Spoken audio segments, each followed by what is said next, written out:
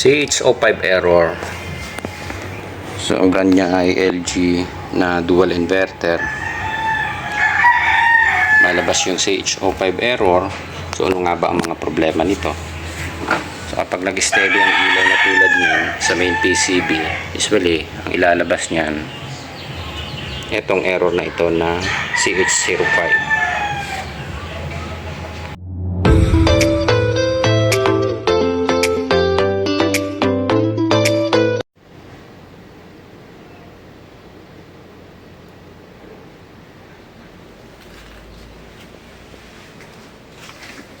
Good day. So ito yung LG na dual inverter. So ang common problem ito usually CH05. So pag CH05 yun yung communication failure. So dito kapag ka nakita nyo siya na patulad nyan, yung ilaw is naka-steady. Usually naka CH05. So ituturo natin alin yung mga possible defect or paano natin ito troubleshoot kung nasaan yung problema. Ayan. I-off muna natin. Okay, so ang CH05, alam natin communication yan. So before tayo mag-start, kailangan ma-discharge natin yung primary power supply.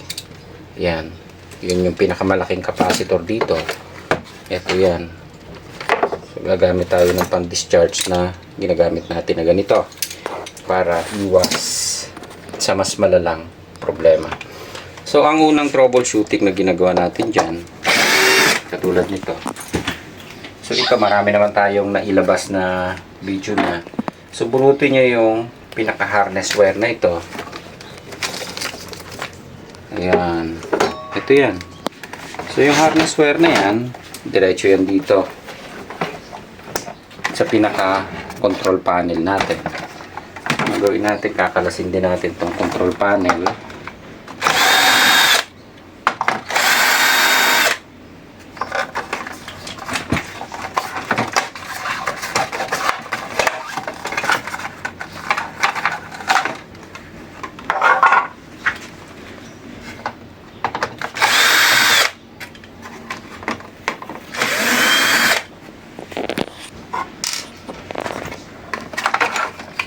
Ito yung control panel.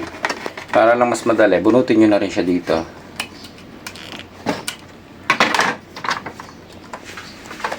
I-isolate muna natin. So kadalasan nakikita natin yan dito sa pinaka harness wire na to. Madalas yung dugtungan na to nagkakaroon ng leak or napuputol. Pero para makita nyo kaagad, so katulad yan yung ginawa ko, pinalas ko siya and in-isolate ko siya.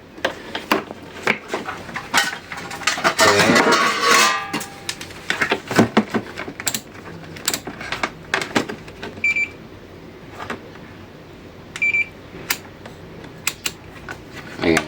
So i-check nyo na lang siya ng resistance. So pwede naman ang analog, pwede ang digital. So katulad nito, magkakatapat naman yan eh. May color code siya dito papunta doon sa kabila. So, tester nyo lang katulad na rin kung blue yung kinuha ko dito, tutusukan ko dito sa kabila, kulay blue din. Ayan.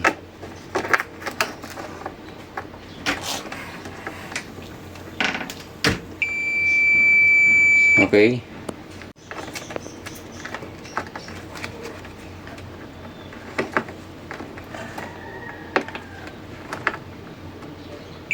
Yan. Meron naman siya.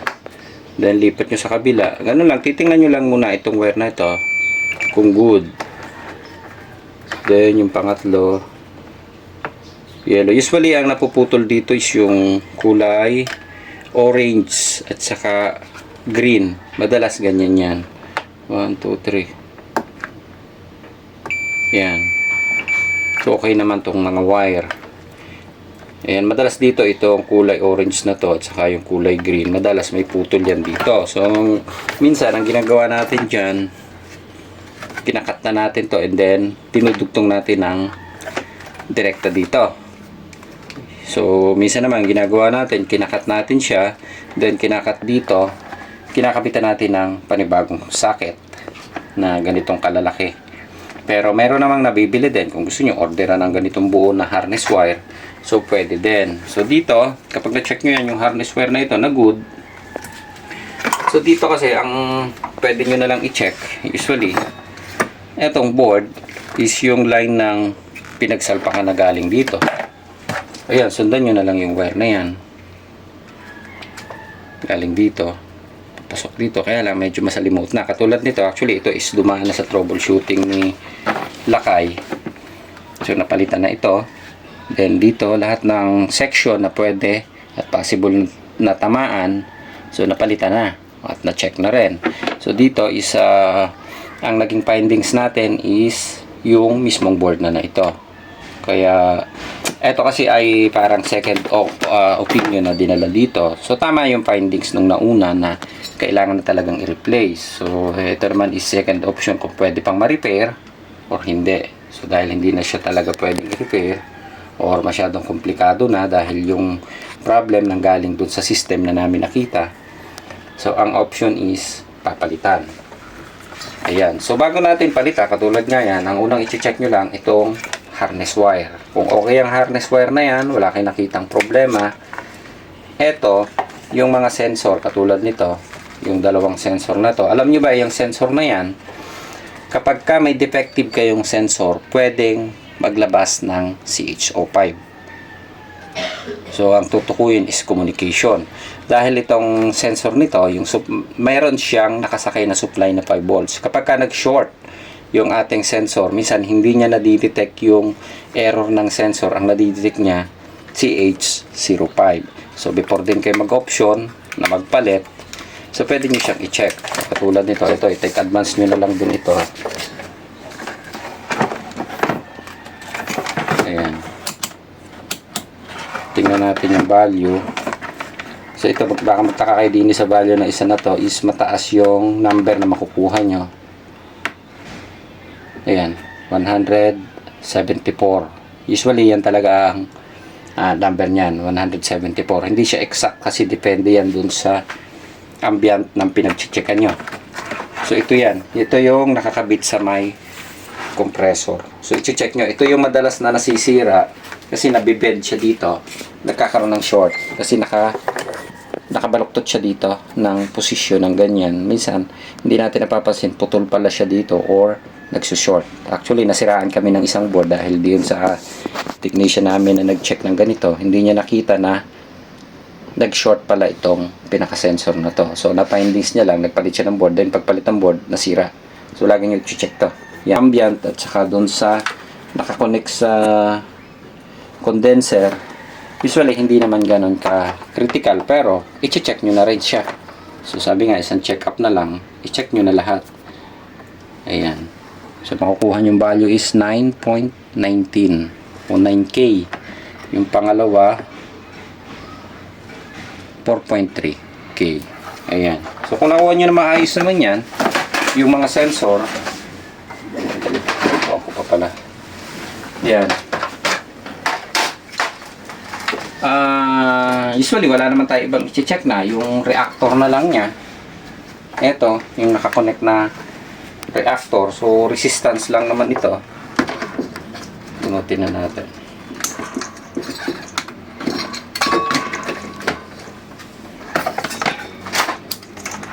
Ito, resistance lang naman to. Ayan. So, 1 ohm ang nakuha natin o 0.4 ohms ang nakukuha natin. Ito. So, kung okay yan, wala naman tayo ibang i-check na. Then, doon sa board, kasi medyo masalimuot ng i-repair kung katulad no. Pero, yung iba, pinagtsatsagan pa, pinapalitan yung system. Pero, sa amin kasi minsan, hindi na namin nire-replace yan. Diretso na, pinapalitan na lang namin. So, kailangan nyo lang i-check yung mga importanteng parts na yan.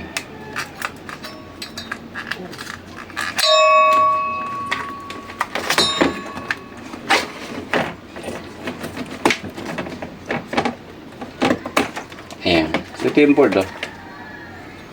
Okay. So, replace na natin. Ito na yung bagong board. titingnan na natin para madaling malaman natin kung may problema pa talagang iba. Ayan. Ito. So yung sabi lang natin, i-check nyo yan na pwede harness, sensor, reactor. So yun yung mga possible na pwedeng panggalingan na dapat i-double check nyo lagi bago kayo magpalit ng board kung replacement ang gagawin nyo. Kasi kung buo yan, possible ito ng problema.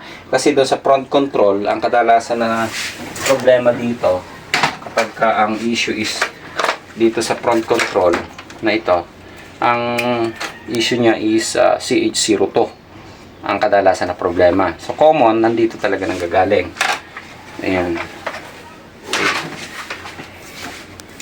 So assemble na muna natin.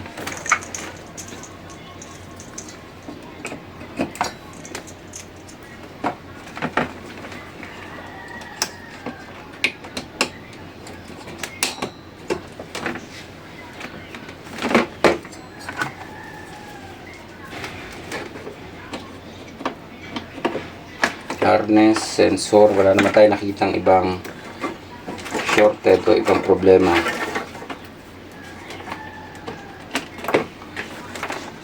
Pan motor, yung pan motor, ito, pagka 3 terminal, hindi naman siya ganun ka critical din. Pero i-check nyo na rin kung matigas umikot yung pan. Kung medyo matigas umikot, i-check nyo na lang. Ito, resistance ito, usually balance lang naman ang makukuha nyo yung pinaka UBW. Check nyo na rin siya para sigurado. Yan, katulad niya nakuha natin ay nasa 90. Ayan. So gumagalaw pa siya. Ayan. So balance lang siya yung dalawa na to.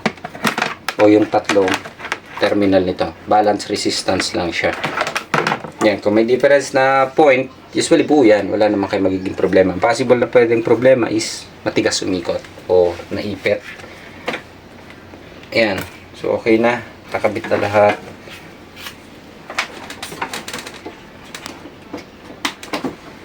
Ito, sensor.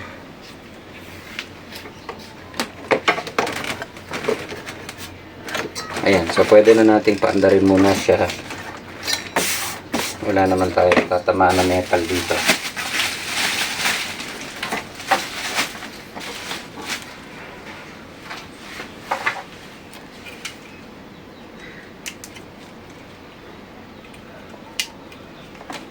Ayan.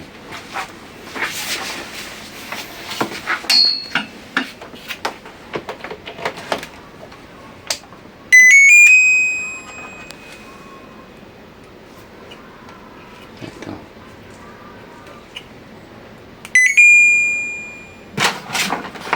Kakabit natin lahat.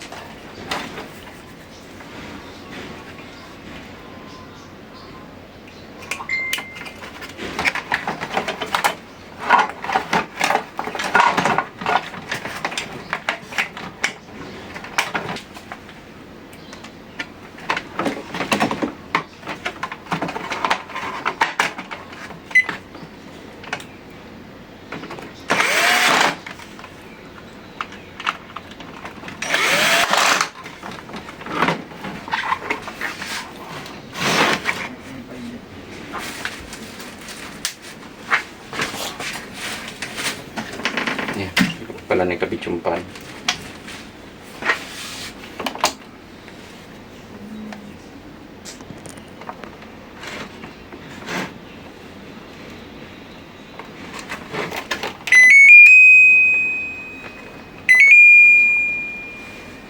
Ayan, okay na. Yan, tingnan niyo yung blinking ng ilaw. Kapag kaganyan ang blinking niyan, usually normal na yan. Ayan, normal na yan. Namandar, ayan, namandar na ng diretso. Ayan, maandar na yung pan natin, maandar na rin yung compressor. So yan, okay na siya. Gap lang natin.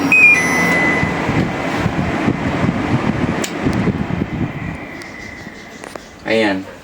Okay na yung unit natin. So, ang naging issue natin, dito wala naman tayong nakita kasi nasa-isa na natin. Okay yung harness, okay yung sensor, and reactor, okay naman. Kaya na findings natin na talagang defective yung ating board na ito. Then dito naman sa board, usually kung talagang tsatsagay nyo na i-repair, ang pwede nyo i-check sa kanya, ito katulad nyan, itong photocoupler na ito, itong maliit na ito, yan, yung pinaka-IC na yan. Then iisa-isahin nyo lang yung dinaanan ng parts na yan papunta doon sa system. Kung wala doon, wala kang makita. So possible, usually talaga pinapalitan naman ito pagka ganyang issue. So katulad nyan, plus inano na lang natin na palitan ang board. So okay na tayo, wala na tayong problema. So yun lang naman, ang i-check nyo lang lagi, ang kadalasang problema lang naman na makikita nyo is yung pinaka-harness na ito, yung dugtungan dito, nagkakaroon ng lost contact. So kapag nagkaroon ng lost contact, si HO5 yan. Kapag nagkaroon ng issue kayo dun sa sensor, ito, yung mga sensor dito sa pinaka outer board o main PCB, pwede rin siya maglabas ng CHO5 kung nag-short yan. Maaaring nag-short. Kapag nag-short kasi yan, ito kasi may nakasakay na 5 volts dito. Kapag nag-short ang sensor, magdadrop yung 5 volts. So, magre-result siya ng CH05 kasi hindi niya ma-on ng diretso yung system. So, baka hindi niya ma-detect yung pinaka-tawag dito. Hindi niya ma-detect yung pinaka problema, akala nyo is nasa board, yung pala nasa sensor, kaya lumabas yung CH05. So lagi nyo i-consider bago kayo magpalit ng board o bago kayo mag-findings ng board. Ayun nga, sabi ko sa inyo, i-check nyo sensor, i-check nyo harness, i-check nyo reactor. Then kung wala kayo nakita problema, salpak nyo yung board. Ayun, kung i-repair nyo naman yung board, ganun lang. Kaya lang, tsatsagain nyo talaga siya na isa-isahin yung pag-check. Ayan, so okay na tayo dito, umaandar na. Function na siya lahat. Okay na? Ayos.